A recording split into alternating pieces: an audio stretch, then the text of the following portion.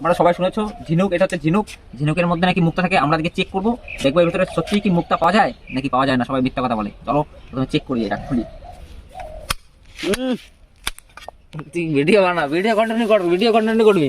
এবার দেখবো আমাদের মুক্তা পাওয়া যায় কি পাওয়া যায় না। মনে হচ্ছে মুক্তা আছে, এই মনে হচ্ছে মুক্তা আছে। ভালো করে ভাঙতে হবে। ভালো আছে।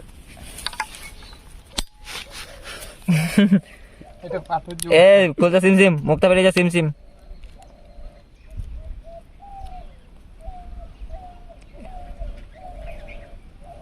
এটা কিরকম লাগতেছে? ঠিক আছে, বাদ দে।